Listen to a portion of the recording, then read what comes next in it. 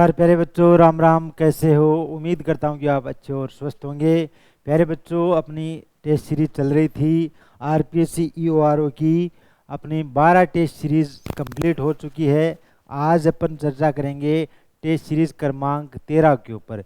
Test series क्रमांक 13 में अपने जो क्वेश्चन रहेंगे 601 से लेकर 650 तक, यानी कि हर टेस्ट सीरीज के अंदर अपन 50-50 प्रश्नों की चर्चा करते हैं। राजस्थान नगर पालिका अधिनियम 2009 वाले टॉपिक के ऊपर जो इम्पोर्टेंट प्रश्न बन रहे हैं वो मैं आपके साथ लेकर आ रहा हूं। तो आज अपन चर्चा करेंगे आरपीएससी टेस्ट सीरीज 13 की, और उसमें देखते हैं कौन कौन से प्रश्न अपने सामने हैं। एक एक करके मैं आपको यहाँ पर बताने वाला हूँ। प्यारे बच्चों, अगर आपने पहले जो टेस्ट सीरीज हुई है वो अगर नहीं देखी है उनकी क्लासेज, तो इन्फ्यूजन नोट्स के यूट्यूब चैनल के ऊपर अवेलेबल है, आप वहां से चेक कर सकते हो। चलिए, आपका ज़्यादा समय नहीं लूँगा, शुरू करते हैं आज की सीरीज़ का। जो पहला प्रश्न है वो देखिएगा, आरपीएससी ईओआरओ टेस्ट सीरीज क्रमांक 13 का पहला प्रश्न। वैसे अगर देखा जाए तो टोटल प्रश्न हो गए अपने 600, आज होगा 601 से 650 तक। तो प्रश्न में क्या कह रहा है वो देखिएगा। नगर पालिका अध्यक्ष या उपाध्यक्ष के विरुद्ध अविश्वास प्रस्ताव लाया जा सकता है। कब लाया जा सकता है? ऑप्शन है 1 वर्ष के भीतर भीतर, या अंतिम वर्ष में, या तीसरे वर्ष में, या फिर 3 वर्ष के बाद में। तो अध्यक्ष और उपाध्यक्ष के विरुद्ध में अविश्वास प्रस्ताव कब लाया जा सकता है? तो ऑप्शन मैंने आपको बता दिए हैं। आपका जो सही जवाब होगा वो होगा तीसरे वर्ष के अंदर क्या है, आप अध्यक्ष और उपाध्यक्ष के विरुद्ध अविश्वास प्रस्ताव है ला सकते हो। चलिए नेक्स्ट देखिएगा। अगला प्रश्न है, निम्न में से नगर पालिका की कार्यपालक समिति के सदस्य होंगे, सदस्य कौन होंगे? यहाँ पर कुछ कथन दिए हुए हैं वो आप देखिएगा। पहला है विपक्ष के नेता, दूसरा है निर्वाचित सदस्यों में 2 महिला सदस्यों सहित 7 सदस्य। इसके अलावा तीसरा जो कथन है वो है नगर पालिका अधिकारी, चौथा कथन है नगर पालिका अध्यक्ष। तो प्यारे बच्चों, ये चारों के चारों कथन क्या हैं? सही हैं। ये सभी क्या होते हैं? समिति के सदस्य होते हैं। तो इसमें देखिएगा उपयुक्त सभी, यानी कि ऑप्शन डी आपका इसके अंदर सही जवाब होगा। प्रश्न को आपको थोड़ा ध्यान से पढ़ना है, जल्दबाजी नहीं करनी है। जल्दबाजी में क्या होता है, आपको जो प्रश्न आता है वो भी गलत कर बैठते हो एग्जाम के अंदर आप। तो प्रश्न को आप एक बार फिर से दोबारा पढ़ लीजिएगा, कोई बात नहीं है, लेकिन जितने प्रश्न करो उतने तो आपके सही होने चाहिए। कई बार क्या होता है, पेपर के अंदर बच्चा सही टिक लगा देता है, जब ओमार शीट भरता है तो उसमें क्या है, गलती कर बैठता है। तो ओमार शीट आप जब भरो तो बड़ी ध्यान से और सावधानी पूर्वक से आपको भरनी है। चलिए, प्रश्न क्या है अपना, नगर पालिका में आकस्मिक रिक्तियां भरी जाएंगी। आकस्मिक जो रिक्तियां हैं वो कैसे भरी जाती है, क्या तरीका होता है? ऑप्शन है इसमें कथन दिए हुए हैं, उपनिर्वाचन से, या फिर आरक्षित सीट से रिक्त हुई है तो पुनः निर्वाचन भी उसी आरक्षित वर्ग से होगा, या नवनिर्वाचित सदस्य का कार्यकाल 5 वर्ष का होगा। उसके अलावा नगर पालिका की पदावधि 6 माह से कम है तो रिक्ति शीघ्र ही भरी जाएगी। उपयुक्त में से आपको जो सत्य कथन है उसका आपको चयन करना है। तो 4 जो कथन थे वो मैंने आपको यहाँ पर बताए हैं। अब आपने अगर थ्योरी पढ़ी है तो आपको अनुमान लग गया होगा कि जो सत्य कथन है वो कौन सा है। प्यारे बच्चों, तो आपके मेरे अनुसार मैं आपको बता रहा हूँ, जो सही जवाब है वो है उपनिर्वाचन, यानी उप चुनाव होते हैं, उसके माध्यम से फिर क्या है, रिक्तियां जो होती है आकस्मिक रिक्ति उसको भरा जाता है। तो ऑप्शन नंबर ए व 2 दोनों आपके इसमें सही है।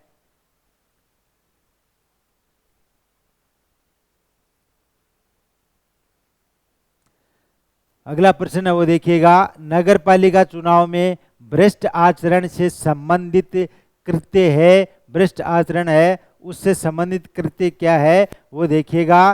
पहला कथन है राजपत्रित अधिकारी की सहायता लेना, दूसरा है सती प्रथा को गौरवान्वित करना, तीसरा है वोटर्स को वाहन द्वारा मतदान केंद्र ले जाना। वाहन द्वारा, ये वाहन लिखा गया है, वाहन द्वारा मतदान केंद्र ले जाना। और चौथा कथन है मिथ्य तथ्यों का प्रकाशन करना। तो प्यारे बच्चों, ये उपयुक्त है, वो चारों के चारों क्या हैं, भ्रष्ट आचरण से संबंधित हैं। क्योंकि अगर आप राजपत्रित अधिकारी की सहायता लेते हो तो वो भी गलत है, उसके अलावा सती प्रथा को आप गौरवान्वित करते हो वो भी गलत है, वोटर्स को वाहन के माध्यम से आप मतदान केंद्र पर लेकर जाते हो तो वो भी क्या है, भ्रष्ट आचरण से संबंधित आता है। और मिथ्य तथ्यों का प्रकाशन भी करना ये भी गलत है। तो चारों के चारों आपके कथन है वो बिल्कुल गलत हैं। तो ऑप्शन नंबर सी आपका इसके अंदर क्या होगा, सही जवाब होगा। नेक्स्ट है वो देखिएगा, नगर पालिका के सदस्य के निर्वाचन को सर्वप्रथम चुनौती दी जाती है। कहाँ चुनौती दी जाती है प्यारे बच्चों, प्रश्न को एक बार फिर से आप पढ़िएगा।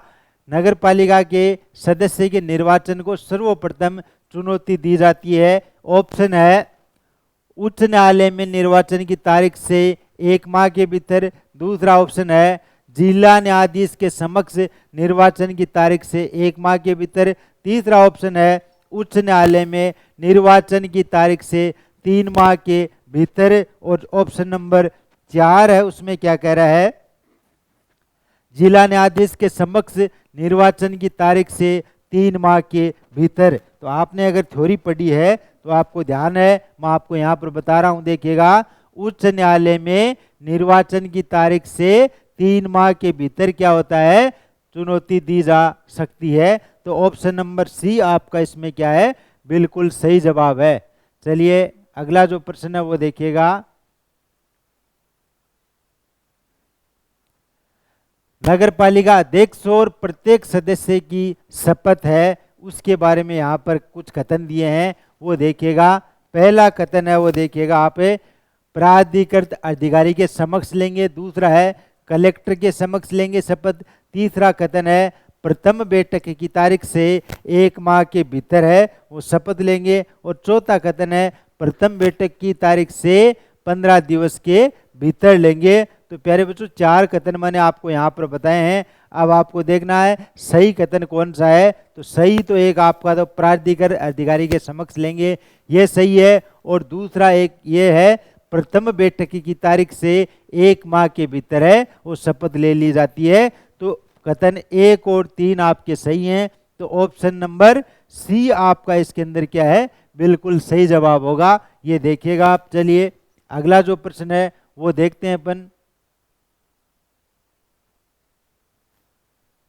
नेक्स्ट है, वार्ड समिति द्वारा उद्यानों के रख रखाव, अपशिष्ट प्रबंधन, स्ट्रीट लाइट, विकास स्कीम तैयार करना आदि कृत्य किन धाराओं से संबंधित है, कौन सी धारा है उससे संबंधित आते हैं। प्रश्न को एक बार फिर से आप देख सकते हो, वार्ड समिति द्वारा उद्यानों के रख रखाव, अपशिष्ट प्रबंधन, स्ट्रीट लाइट, विकास स्कीम तैयार करना आदि कृत्य किन धारा से संबंधित आते हैं। तो प्यारे बच्चों, ऑप्शन आपके सामने, धारा 56, धारा 69, धारा 60 या धारा 59, कौन सी धारा है, बिल्कुल सही जवाब आपका धारा 60 है।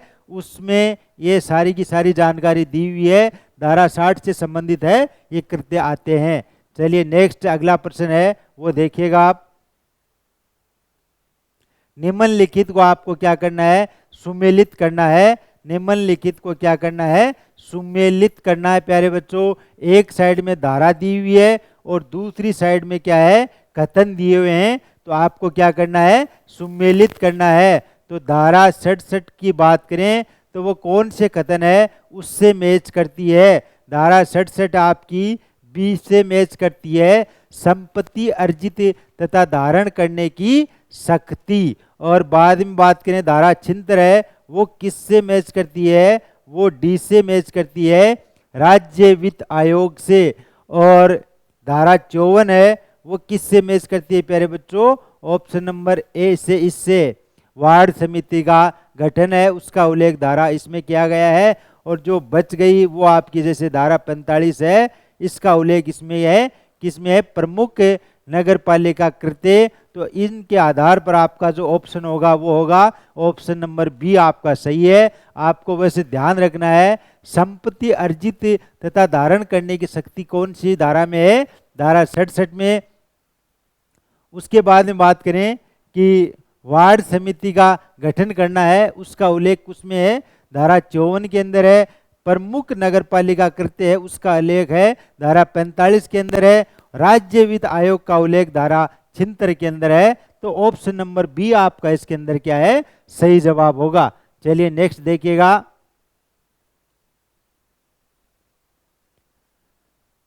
अगला है नगर पालिका अधिनियम 2009 की धाराओं को सुमेलित करना है। अभी उसी से रिलेटेड ये प्रश्न है, धाराओं को क्या करना है? सुमेलित करना है प्यारे बच्चों। तो बात करें धारा 48 की बात करें तो धारा 48 है, इसमें क्या उल्लेख किया गया है वो आपको बताना है। तो धारा 48 के अंदर है, ऑप्शन नंबर बी वाला है, अध्यक्ष उपाध्यक्ष के कार्य हैं, धारा 48 में बताए गए हैं। धारा 31 की बात करें तो धारा 31 में प्यारे बच्चों आपके बताए गए हैं निर्वाचन याचिका के संबंधित हैं, वो बताई जानकारी दी गई है। और धारा 37 की अपन बात करें तो धारा 37 में पद की शपथ है, उसका उल्लेख किया गया है। और धारा 25 की बात करें तो धारा 25 में क्या है? मतदान का अधिकार है, उसका उल्लेख किया गया है। तो ये मैच करना है आपको, धारा है उससे संबंधित जानकारी इसमें पूछी गई है कि कौन सा कार्य कौन सी धारा से संबंधित है। तो ऑप्शन नंबर डी आपका इसके अंदर क्या होगा? सही जवाब होगा। चलिए नेक्स्ट है, अगला प्रश्न है वो देखिएगा।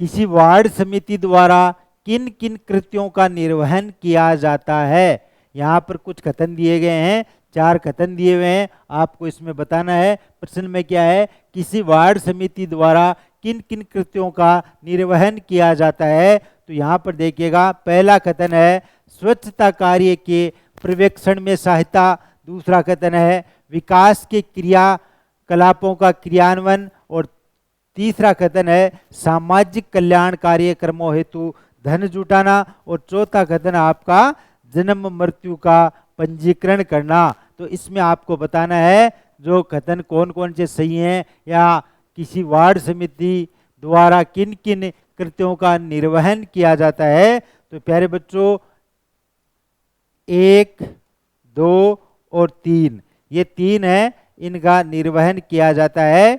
1, 2 और 3 का, और चौथे का निर्वहन नहीं होता है। तो ये ऑप्शन नंबर बी आपका इसमें क्या होगा? सही जवाब होगा। चलिए नेक्स्ट देखिएगा। नगरपालिका का कोई भी कर्मचारी किस धारा के तहत लोक सेवक समझा जाएगा? प्रश्न को ध्यान से पढ़िएगा। नगरपालिका का कोई भी कर्मचारी किस धारा के तहत लोक सेवक है वो समझा जाएगा? कौन सी धारा के तहत है प्यारे बच्चों? यहाँ पर दी हुई अलग अलग धारा, आईपीसी 1900 की धारा 30 के तहत, आईपीसी 1860 की धारा 12 के तहत, आईपीसी 1860 की धारा 21 के तहत, या आईपीसी 1980 की धारा 33 के तहत। तो आपका जो सही जवाब होगा वो ये होगा प्यारे बच्चों, आईपीसी 1860 की धारा 21 के तहत कर्मचारी की धारा के तहत लोक सेवक है वो समझा जाएगा। तो ऑप्शन नंबर सी आपका इसके अंदर क्या होगा? सही जवाब है। चलिए नेक्स्ट है, अगला प्रश्न है वो देखिएगा आप। राज्य निर्वाचन आयोग के कृत्यों का प्रत्योजन किस माध्यम से होगा? कौन से माध्यम से होगा? ऑप्शन है राज्य चुनाव आयोग सचिव, दूसरा ऑप्शन है उप चुनाव आयुक्त, या दोनों, या इनमें से कोई नहीं। कौन सा होगा प्यारे बच्चों? दोनों। ये दोनों के दोनों है, इनसे होगा। तो ऑप्शन नंबर सी आपका इसके अंदर क्या होगा? सही जवाब होगा। चलिए अगला जो प्रश्न है वो देखते हैं। नेक्स्ट है, नगरपालिका की वित्तीय स्थिति, अनुदान की मांग एवं अन्य विषयों के बारे में सिफारिश की जाएगी। किसको सिफारिश की जाएगी? ऑप्शन है मुख्यमंत्री, विधायक, सांसद या राज्यपाल। तो किसको की जाएगी? प्रश्न को ध्यान से पढ़िएगा। नगर पालिका की वित्तीय स्थिति, अनुदान की मांग एवं अन्य विषयों के बारे में सिफारिश किससे की जाएगी प्यारे बच्चों? तो आपकी ये सिफारिश किससे होगी? राज्यपाल। ऑप्शन नंबर डी आपका इसके अंदर क्या होगा? सही जवाब होगा। चलिए अगला जो प्रश्न है वो देखते हैं अपन।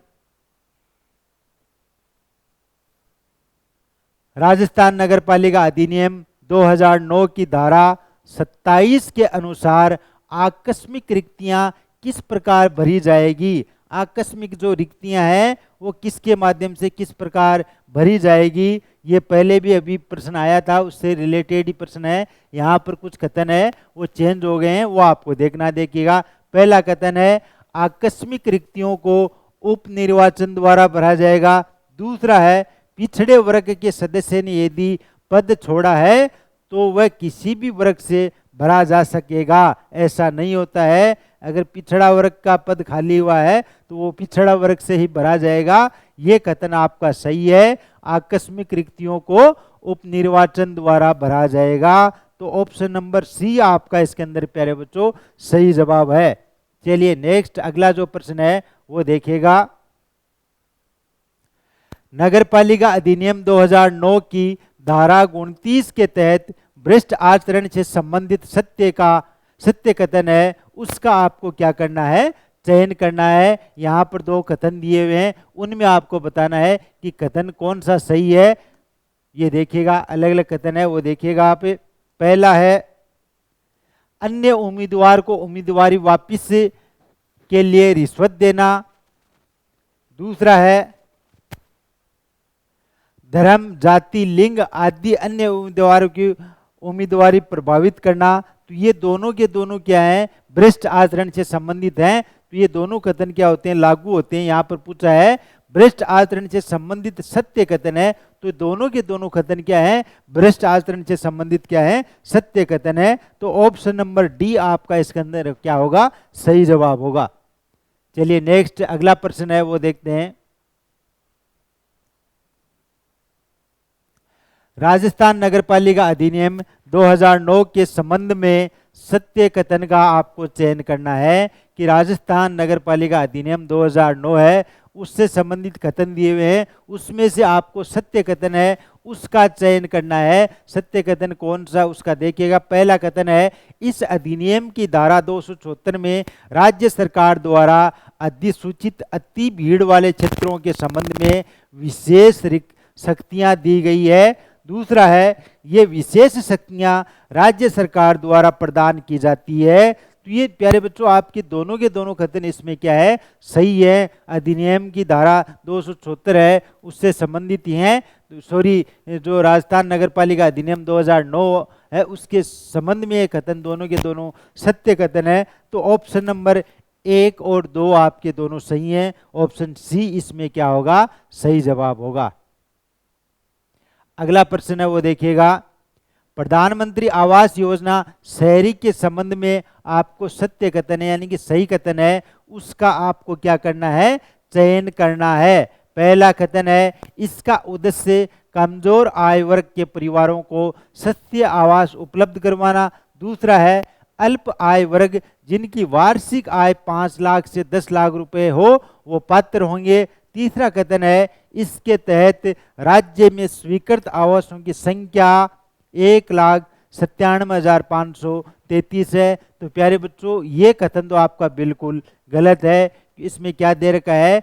आय, अगर वार्षिक आय 5 लाख से 10 लाख है तो वो पात्र होंगे? बिल्कुल नहीं होंगे। आपकी वार्षिक आय कम होनी चाहिए तो तभी आप पात्र होंगे। तो ये कथन आपका बिल्कुल गलत है। तो अब देखिएगा ये दो कथन है वो आपके सही हैं, 1 और 3 है। तो ऑप्शन नंबर सी आपका इसके अंदर क्या होगा? सही जवाब होगा। चलिए अगला जो है वो देखिएगा आप। नेक्स्ट प्रश्न है अमृत मिशन योजना के संबंध में विचार कीजिए। असत्य कथन है उसका आपको क्या करना है? चयन करना है। जो गलत कथन है उसके बारे में आपको बताना है। सॉरी, अभी जो प्रश्न आ रहे थे वो ज्यादातर ये आ रहे थे कि सत्य कथन है उसके बारे में बताना है। लेकिन अब क्या है, प्रश्न चेंज हो गया है, तो प्रश्न को आपको बड़े ध्यान से पढ़ना है। सत्य कथन, सत्य या असत्य, उसके बारे में आपको क्या है, डाउट नहीं रहना चाहिए। तो यहाँ पर क्या पूछ रहा है, असत्य कथन है उसका आपको चयन करना है। पहला कथन है, ये राज्य सरकार की योजना है, अमृत मिशन योजना है। पहला कथन है, इसमें क्या कह रहा है, ये राज्य सरकार की योजना है। दूसरा है, अमृत मिशन योजना की शुरुआत जून 2015 में हुई थी। तीसरा आपका जो कथन है वो क्या है, इसका फोकस नागरिकों को बेहतर सुविधाएं उपलब्ध करवाना है। तो प्यारे बच्चों, बात करें तो पहला कथन आपका क्या है, इसमें क्या बता रहा है, ये राज्य सरकार की योजना है। ये राज्य सरकार की नहीं है, ये केंद्र सरकार की योजना है। जो अमृत मिशन योजना है वो किसकी है, केंद्र सरकार की योजना है। इसमें क्या पूछ रहा है, असत्य कथन आपसे पूछ रहा है। तो पहला कथन तो असत्य हो गया, और ये दो कथन है वो आपके सही हैं। तो असत्य कथन आप अगर निकालोगे तो केवल एक है, तो केवल एक ऑप्शन नंबर बी में है, वो केवल एक है। तो प्रश्न की भाषा के अनुसार ऑप्शन बी आपका इसमें क्या होगा, सही जवाब होगा। ये दोनों कथन सही हैं, और ये असत्य है। अमृत मिशन योजना है जो केंद्र सरकार के द्वारा चलाई गई योजना है। चलिए नेक्स्ट है वो देखिएगा, हृदय योजना के संबंध में सत्य विकल्प का आपको चयन करना है। जो सही विकल्प है उसके बारे में आपको बताना है। पहला है, ये राज्य सरकार द्वारा 15 जून 2015 को शुरू की गई थी। दूसरा है, इसके अंतर्गत राजस्थान के 50 जिलों का चयन किया गया है। तीसरा है, इसका उद्देश्य शहरी नियोजन, आर्थिक विकास और विरासत संरक्षण है। और चौथा है, हृदय योजना की अवधि मार्च 2021 को समाप्त हुई। तो प्यारे बच्चों, बात करें तो ये राज्य सरकार की नहीं है, ये केंद्र सरकार की योजना है, और इसके अंतर्गत राजस्थान के 50 जिले, ये भी बिल्कुल गलत है आपका। हृदय योजना की अवधि 2021 तक, ये भी बिल्कुल गलत है। तो ऑप्शन नंबर सी आपका इसमें क्या होगा, सही जवाब है। नेक्स्ट है,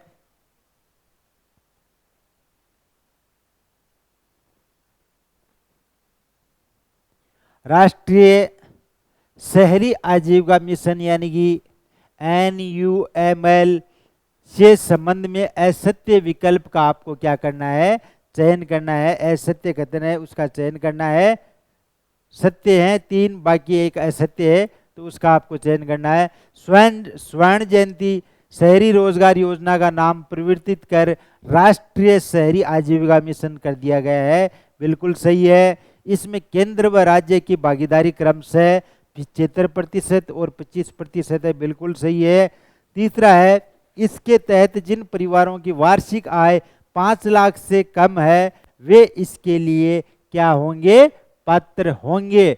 और उसके बाद में ऑप्शन है, इसके तहत सिर्फ BPL चयनित परिवार ही इसके लाभान्वित होंगे। तो आपका जो क्या है, असत्य कथन है उसका आपको चयन करना है। 3 कथन है वो सत्य हैं, तो इसमें देखिएगा ऑप्शन नंबर सी, इसके तहत जिन परिवारों की वार्षिक आय 5 लाख से कम है वो इसके लिए पात्र होंगे। तो इसके अलावा और भी आपको योग्यता होनी चाहिए, तो ये आपका क्या हो गया, असत्य कथन हो गया। चलिए नेक्स्ट है, इंदिरा गांधी शहरी रोजगार गारंटी योजना के संबंध में असत्य कथन है उसका आपको क्या करना है, चयन करना है। प्यारे बच्चों, पहला ऑप्शन है, इसकी शुरुआत 2022-23 में हुई, बिल्कुल सही है। इसके तहत शहरों के जरूरतमंद परिवारों को 100 दिन का रोजगार उपलब्ध करवाना है, ये भी बिल्कुल सही है। तीसरा है, ये केंद्र सरकार द्वारा परिवर्तित योजना है। चौथा ऑप्शन है, इसे मनरेगा की तर्ज पर लागू किया गया है। तो देखिएगा ये 3 कथन आपके सही हैं, ये भी सही है, ये भी सही है और ये भी सही है। लेकिन ये केंद्र सरकार की योजना नहीं है, ये राजस्थान सरकार की योजना है। प्यारे बच्चों, ये आपको ध्यान में रखना है। इंदिरा गांधी शहरी रोजगार गारंटी योजना है और राजस्थान की अशोक गहलोत सरकार के द्वारा संचालित योजना है, तो ये आपको ध्यान रखना है। तो प्रश्न की परिभाषा के अनुसार ऑप्शन नंबर सी आपका इसके अंदर क्या होगा, सही जवाब होगा। चलिए नेक्स्ट है, राजस्थान नगरपालिका अधिनियम 2009 के संदर्भ में सत्य कथन का आपको क्या करना है, चयन करना है कि सत्य कथन कौन सा है। पहला कथन है, संपत्ति अर्जित और धारण करने की शक्ति का उल्लेख धारा 67 में हुआ है। दूसरा कथन है, नगरपालिका अपनी सीमा क्षेत्र व इससे बाहर वाली संपत्ति अर्जित कर सकती है। तो प्यारे बच्चों ये दोनों के दोनों कथन आपके सही हैं, दोनों के दोनों कथन आपके सही हैं। तो ये दोनों कथन ऑप्शन कौन से में, ऑप्शन ए में 1 और 2 दोनों सही हैं। तो प्रश्न के अनुसार ऑप्शन नंबर 1 आपका सही जवाब होगा।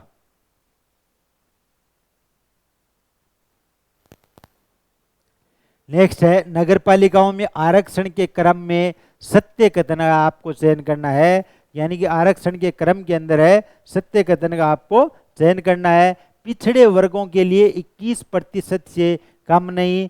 दूसरा है, सभी वर्गों में कुल स्थान का 50% महिलाओं के लिए है। और तीसरा है, SC/ST कैटेगरी के लिए 50%। तो ये कथन आपका गलत है और ये दोनों के दोनों कथन क्या हैं, सही है। तो ऑप्शन के अनुसार ऑप्शन नंबर डी आपका इसके अंदर क्या होगा, सही जवाब होगा। चलिए नेक्स्ट है, नगरपालिका कर निर्धारकों और कर निर्धारण के संबंध में सत्य कथन है उसका आपको चयन करना है कि सत्य कथन कौन सा है वो आपको बताना है। पहला कथन है, कर का निर्धारण कर निर्धारकों के द्वारा किया जाएगा। दूसरा है, कर निर्धारक समिति का अध्यक्ष नगरपालिका अध्यक्ष होगा। तीसरा है, कर निर्धारक की नियुक्ति राज्य सरकार करेगी। और चौथा ऑप्शन है, कथन है, कर निर्धारण धारा 103 में उल्लेखित है। तो प्यारे बच्चों आपके 2 कथन है वो सही है, पहला और तीसरा। तो पहला और तीसरा इसके अंदर दिया हुआ है, ऑप्शन नंबर सी आपका इसके अंदर सही जवाब है।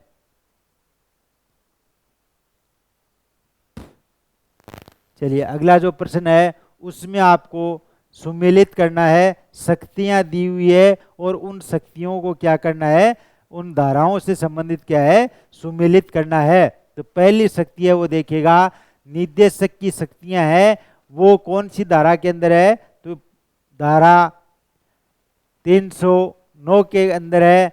अभिलेख मंगवाने की शक्ति है वो कौन सी धारा के अंदर है, प्यारे बच्चों 327 के अंदर है। नगरपालिका की स्थापना व शक्ति कौन सी धारा के अंदर है प्यारे बच्चों, तो वो ये है आपकी धारा 320 के अंदर। नगरपालिका मामलों की सरकार, इनकी शक्ति कौन सी धारा में है, धारा 317 के अंदर है।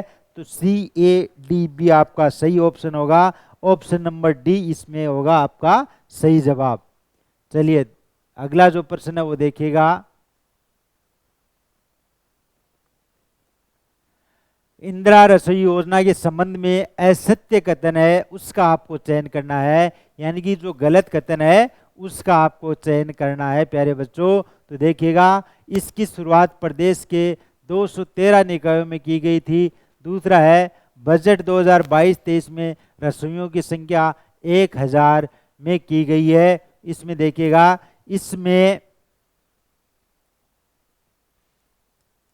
इसमें राज्य सरकार द्वारा 15 रुपये थाली के अनुदान किया जा रहा है।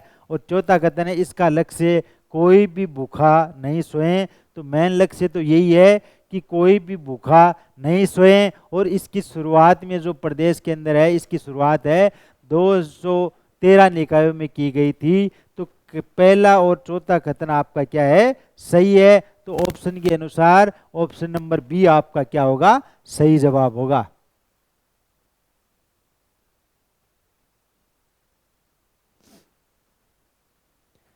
नेक्स्ट प्रश्न है, निम्नलिखित कथनों में से कौन सा कथन सत्य है, सत्य कथन है वो आपको बताना है। पहला है, बंजर भूमि विकास विभाग की स्थापना जुलाई 1982 में की गई थी।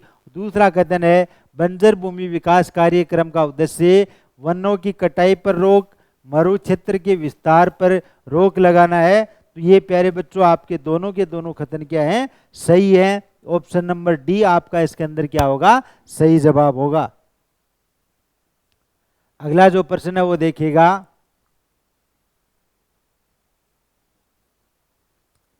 इंदिरा गांधी मातृ पोषण योजना से संबंधित जो सत्य कथन है वो आपको बताना है। पहला है, ये 19 फरवरी 2020 को कोटा से शुरू की गई। और बात करें दूसरा कथन है, इसके तहत 5 वर्ष में 3.75 लाख महिलाओं पर 225 करोड़ रुपए व्यय किए जाएंगे। और तीसरा कथन है, इस योजना में 100% अंशदान राज्य सरकार के द्वारा ही किया जाएगा। तो प्यारे बच्चों, ये दोनों के दोनों कथन आपके सही हैं, कथन 2 और 3। तो ऑप्शन के अनुसार ऑप्शन नंबर 1 आपका इसके अंदर क्या होगा, सही जवाब होगा। चलिए अगला जो प्रश्न है वो देखते हैं।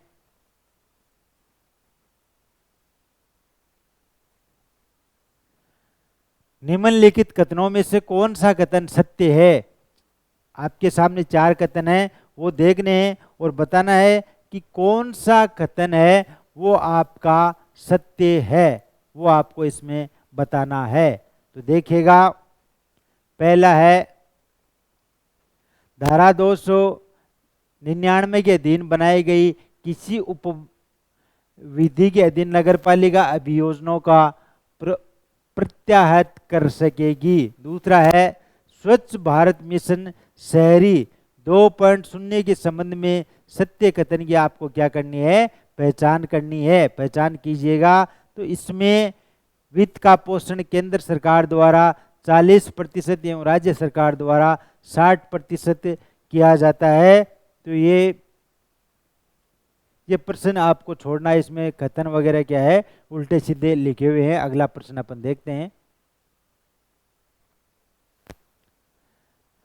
नगरपालिका अधिनियम 2009 के संबंध में सत्य विकल्प का आपको चयन करना है। जो सत्य सही विकल्प है उसका आपको चयन करना है। तो प्यारे बच्चों, पहला है, नगरपालिका की स्थापना धारा 5 के तहत की जाती है। दूसरा है, नगरपालिका के प्रमुख कर्तव्य धारा 45 के अंदर दिए गए हैं। तो प्यारे बच्चों, दोनों के दोनों कथन सही हैं। तो ऑप्शन नंबर डी आपका इसके अंदर क्या होगा, सही जवाब होगा।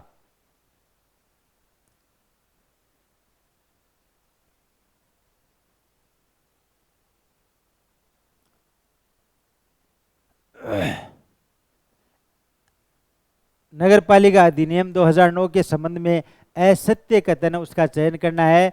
पहला है, नगरपालिका की संरचना में क्षेत्र का प्रतिनिधित्व करने वाले एमएलए एमपी एवं विशेष ज्ञान रखने वाले व्यक्ति होता है। दूसरा है, नगरपालिका नगर निगम व नगर परिषद में न्यूनतम वार्डों की संख्या 13, 18 व 33 है वो होगी। तो प्यारे बच्चों, पहला कथन आपका सही है और दूसरा कथन क्या है, गलत है। तो पहला कथन है वो सही है आपका।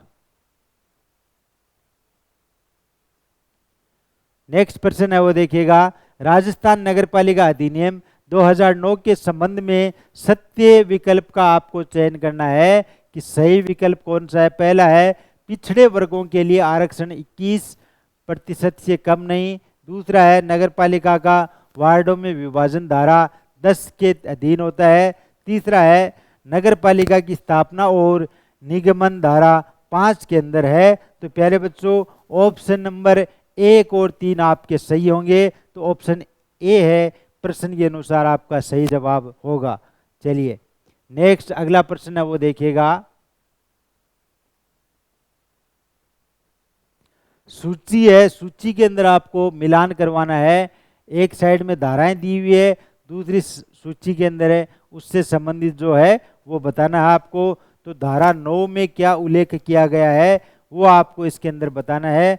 धारा 9 के अंदर क्या है, धारा 10 में क्या है, 11 में क्या है और 12 में क्या है, अलग अलग उल्लेख हैं, वो आपको इसके अंदर है बताने हैं प्यारे बच्चों। तो धारा 9 के अंदर है, राज्य निर्वाचक आयोग के कृत्यों का प्रत्यायोजन है, धारा 9 के अंदर किया गया है। और धारा 10 के अंदर है प्यारे बच्चों, वार्डों की अवधारणा की गई है। और धारा 11 के अंदर है, जो वार्डों में विभाजन किया गया है। और धारा 12 के अंदर है, नगर पालिका के लिए निर्वाचन किया गया है।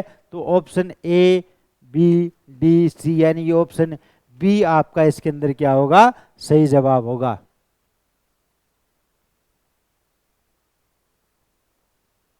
अगला प्रश्न है वो देखिएगा, नगर पालिका अधिनियम 2009 के संबंध में सत्य कथन का आपको क्या चयन करना है, सही कथन है उसका चयन करना है। तो पहला कथन है, देखिएगा पहला कथन क्या कह रहा है। पहला कथन है धारा 15 का संबंध मिथ्या घोषणा करने से संबंधित है। और ये दूसरा कथन है, यदि कोई व्यक्ति मिथ्या घोषणा करता है तो उसे 1 वर्ष की सजा, 2000 से 5000 रुपए के जुर्माने से दंडनीय होगा। तो ये दोनों के दोनों कथन आपके इसमें क्या है, सही जवाब है। तो उपयुक्त सभी होगा इसमें ऑप्शन डी आपका इसके अंदर क्या होगा, सही जवाब होगा। चलिए नेक्स्ट देखिएगा, इसमें आपको क्या करना है, असुमेलित विकल्प है उसका चयन करना है। असुमेलित विकल्प जैसे धारा 113 कर का निर्धारण, कर निर्धारकों की नियुक्ति, धारा 112 में करों में परिवर्तन के लिए प्रक्रिया, और ऑप्शन सी है ए और बी दोनों है, इनमें से कोई नहीं। तो प्यारे बच्चों असुमेलित विकल्प है उसका आपको चयन करना है। तो असुमेलित विकल्प आपका यही है, ऑप्शन नंबर ए। इसमें ऑप्शन नंबर ए आपका असुमेलित विकल्प है। अगला देखिएगा, राजस्थान नगरपालिका अधिनियम 2009 के संबंध में निम्न में से असत्य कथन है उसका आपको क्या करना है, चयन करना है। असत्य कथन का चयन करना है। पहला है धारा 114 में कर का निर्धारण व कर निर्धारकों की नियुक्ति का प्रावधान दिया गया है। दूसरा है कर निर्धारक को राज्य सरकार के विशेष आदेशों द्वारा कोई अन्य कार्य अनुदेशित किया जा सकेगा। तो प्यारे बच्चों ऑप्शन नंबर 1 होगा आपका, कथन 1 है वो असत्य है, कथन दूसरा है वो सत्य कथन है। चलिए नेक्स्ट देखिएगा, नगरपालिका अधिनियम 2009 की धारा 115 में संशोधन के प्रयोजन के लिए सूचना देने की बाध्यता का निर्धारण समय है। कितना समय प्यारे बच्चों, 1 माह का समय। कितना है, 1 माह का समय। ऑप्शन नंबर बी आपका इसके अंदर क्या होगा, सही जवाब होगा। चलिए नेक्स्ट देखिएगा, राजस्थान नगरपालिका अधिनियम 2009 के संबंध में सत्य कथन का आपको चयन करना है। तो सत्य कथन कौन सा है, पहला ऑप्शन कथन देखिएगा, धारा 121 में कराधान से संबंधित अपीलें दी गई है। दूसरा है धारा 121 के अनुसार कर निर्धारण में किसी परिवर्तन के विरुद्ध अपील की जा सकती है। तो प्यारे बच्चों दोनों के दोनों कथन आपके सही हैं। तो ऑप्शन नंबर डी आपका इसके अंदर क्या होगा, सही जवाब होगा। चलिए अगला जो प्रश्न है वो देखिएगा आप, एक सूची दी गई है उसमें आपको मिलान करवाना है, सुमेलित करना है सूची के अंदर। देखिएगा धारा 125 इसमें क्या उल्लेख किया गया है, इसमें क्या गया है, व्यावर्तियां है उसका उल्लेख किया गया है। अब बात करते हैं धारा 126। धारा 126 में क्या किया गया उल्लेख, दायित्व प्रकट करने की बाध्यता। और धारा 127 में क्या किया गया है, करों को वसूल करने का कर्तव्य। और धारा 129 में क्या है, बिल की अंतर वस्तु। ये आपको इस प्रकार से सुमेलित करना है। तो ऑप्शन सी आपका इसके अंदर क्या होगा, सही जवाब है। अगला जो प्रश्न है वो देखिएगा, नगरपालिका अधिनियम 2009 के संबंध में सत्य कथन है उसका चयन करना है आपको, जो सही कथन है उसका चयन करना है। पहला कथन है बिल की राशि का संदाय उसके किए जाने से 15 दिन के भीतर करना है। दूसरा है यदि बिल नियत समय पर संदाय नहीं किया जाता है तो नगरपालिका 5वीं अनुसूची के प्रारूप में नोटिस शामिल करवा सकेगी।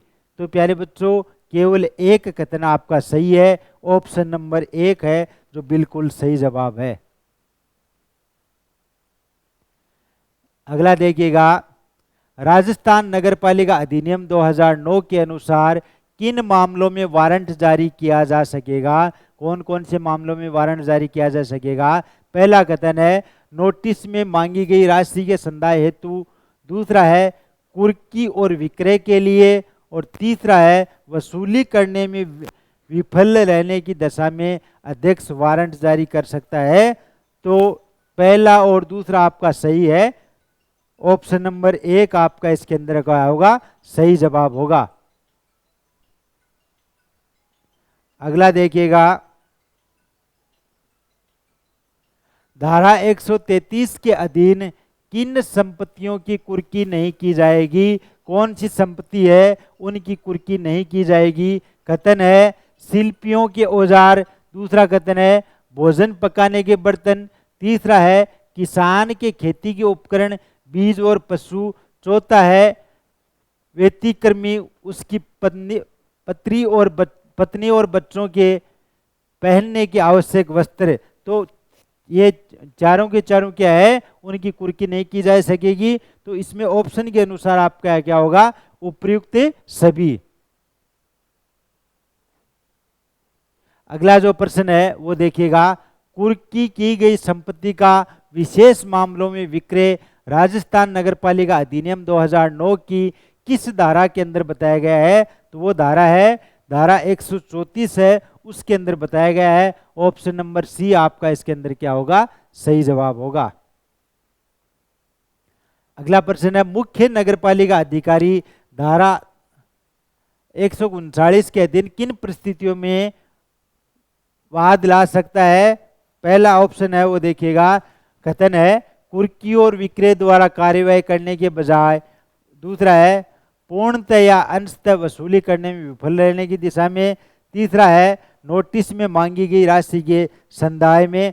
तो ये दोनों के दोनों क्या है? उन परिस्थितियों में ला सकता है। कथन 1 और 2 है वो इसमें क्या है? सही है। अगला जो प्रश्न है वो देखिएगा, राजस्थान नगरपालिका अधिनियम के संबंध में असत्य कथन है उसका आपको क्या करना है? चयन करना है। तो पहला है इसका अध्याय 11 नगरीय विकास और नगर नियोजन से संबंधित है, दूसरा है इसमें धारा 159 से 199 तक ही गई है, तीसरा कथन है धारा 163 का संबंध योजना प्रवर्तन की तारीख से है। तो प्यारे बच्चों आपका जो असत्य कथन है वो है असत्य कथन, तीसरा असत्य कथन है। तो ऑप्शन नंबर सी आपका इसके अंदर क्या होगा? सही जवाब होगा। अगला जो प्रश्न है वो देखिएगा, धारा 159 के अधीन नागरिक सर्वेक्षण और मास्टर विकास योजना तैयार करने के क्रम में निम्न में से सत्य कथन है उसका आपको क्या करना है? चयन करना है। पहला है मास्टर विकास योजना 5 वर्ष की कालावधि के लिए तैयार की जाएगी, ये बिल्कुल गलत है। दूसरा है निष्पादन योजना 20 वर्ष की कालावधि के लिए तैयार की जाएगी, ये भी गलत है। तीसरा है वार्षिक नगर पालिका कार्य योजना 1 वर्ष की कालावधि के तैयार की जाती है। तो ये कथन आपका सही है। तो ऑप्शन नंबर सी आपका इसके अंदर क्या होगा? सही जवाब होगा। अगला जो प्रश्न है वो देखिएगा, राजस्थान नगरपालिका अधिनियम 2009 की धारा 160 के अधीन योजना तैयार करने और उसकी मंजूरी के लिए अपनाई जाने वाली प्रक्रिया के क्रम में निम्न में से असत्य कथन है उसका आपको क्या करना है? चयन करना है। असत्य कथन है उसका आपको चयन करना है प्यारे बच्चों। तो असत्य कथन की बात करें, पहला कथन है योजना तैयार एवं मंजूरी हेतु नगरपालिका समस्त सदस्यों की समिति का गठन कर सकती है, तो ये तो सही कथन है आपका। दूसरा है समिति में नगर के कोई भी अन्य बाहरी प्रमुख नागरिक हो सकता है, तो ये गलत है। तीसरा है समिति में नगर के प्रमुख सरकारी संगठनों से बाहर प्रतिनिधि हो सकते हैं, तो ये भी बिल्कुल गलत है। तो इनमें देखिएगा आपका ऑप्शन बी होगा, केवल 2 और 3 है वो असत्य कथन है। तो ऑप्शन बी आपका इसके अंदर सही जवाब होगा। अगला प्रश्न है राजस्थान नगरपालिका अधिनियम कि किस धारा में विकास क्षेत्रों की घोषणा की गई है। कौन सी धारा में की गई है प्यारे बच्चों? धारा 166 के अंदर क्या है? विकास क्षेत्रों की घोषणा की गई है।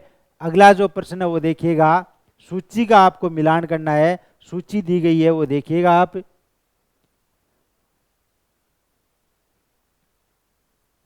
धारा 165 इसमें क्या उल्लेख किया गया है? धारा 165 में योजना का पुनरीक्षण उसका उल्लेख है। धारा 163 है, इसमें उल्लेख किया गया है योजना का क्रियान्वयन। धारा 162 है, इसमें उल्लेख किया गया है योजना का पश्चावर्ती उपांतरण। और धारा 161 में उल्लेख किया गया है ये योजना के प्रवर्तन की तारीख। तो बी डी सी ये ऑप्शन आपका इसके अंदर क्या है? सही जवाब है।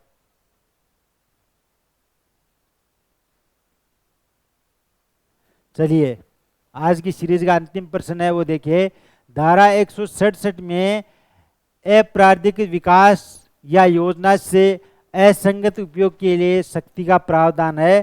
कथन यहाँ पर दिए हुए हैं, यदि विकास इस अधिनियम के अधीन अपेक्षित अनुज्ञा के बिना किया जाता है।